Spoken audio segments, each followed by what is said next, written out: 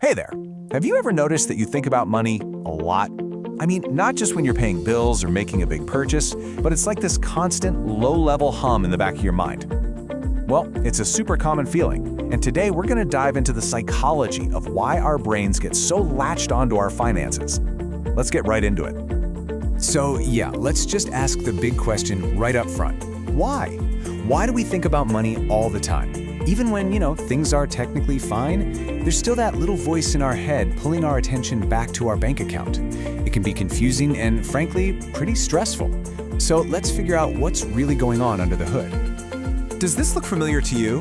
This is the mental checklist that's always running. Okay, how much is in my account? How much do I need for rent? What if my car breaks down? Are we okay?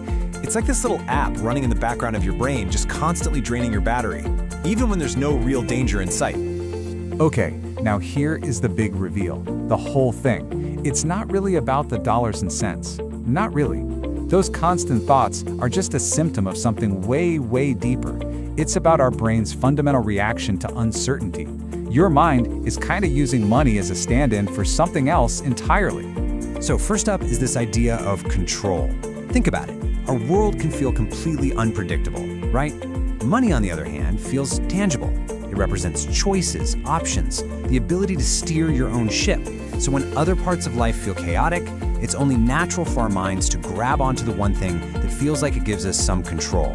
And that need for control, it's directly linked to our deep, deep need for security. On a basic level, your brain sees money as a shield. It's a buffer zone between you and all the scary what-ifs, a job loss, a health scare, whatever it might be. So constantly thinking about money is really just your brain's way of running a security check on its defenses. And all of this leads to the third piece of the puzzle, stability. We are all wired to want a steady, predictable foundation for our lives. We want to feel like the ground beneath our feet is solid. And money, well, money feels like a really concrete way to measure that stability. So when life feels a little shaky, where does the mind go? Right back to checking the foundation. So here it is, side by side. What feels like you being fixated on money is actually your brain searching for certainty.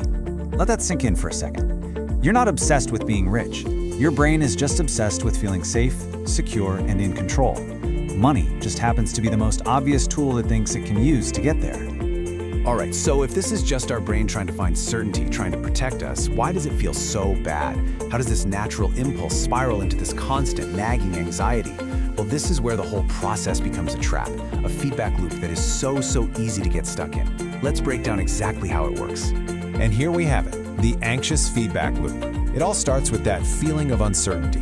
That feeling makes you think about your money, which, of course, leads you to check your bank app, looking for that little hit of reassurance. But, and this is the whole problem, no matter what the number says, you can never be 100% certain about the future. So the relief fades and you start to worry again. And what does that worry do? It pushes you to repeat the whole cycle just to get another temporary fix.